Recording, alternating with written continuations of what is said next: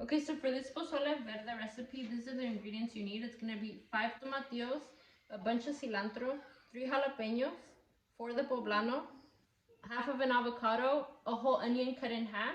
And then for the serrano, it's going to depend on how spicy you want your pozole to be. And it's going to be your choice of meat. I'm going to use puerco. You can also use chicken.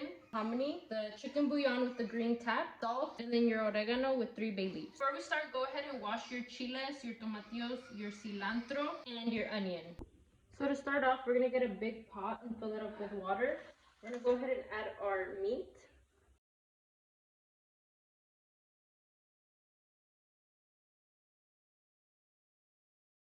You're going to want to turn that to medium-high heat.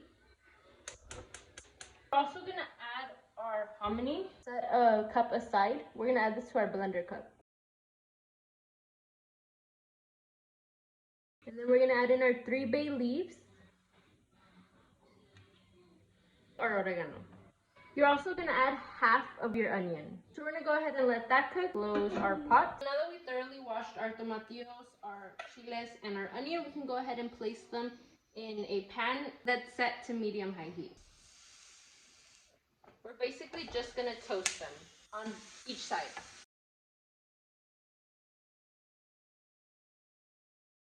So we're going to go ahead and remove the chiles that are already done.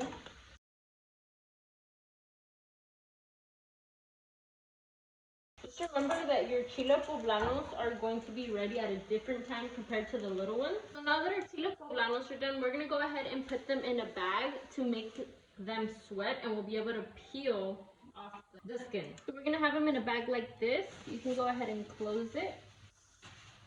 Set them aside. Once our poblanos are done steaming, we're going to peel them like this.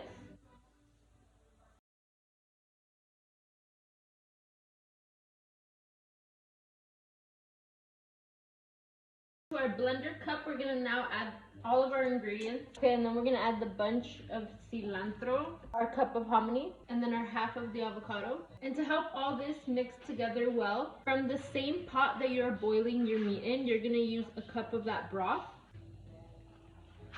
You're going to add your salt, and I like to use a tapful of the chicken bouillon. And now we blend. Before we add in our chile mixture, we're going to go ahead and skim off the top of what the meat is releasing. We're going to put it on a separate plate and dump it out. The same would apply when you're boiling chicken. Anything it releases, you skim off the top. Do not forget to also remove the onion that we added. Alright, now that we skimmed off the top of our pozole, you can go ahead and use one of these and dump in the chile. This is basically just to like catch any seeds or anything that you don't want in your pozole.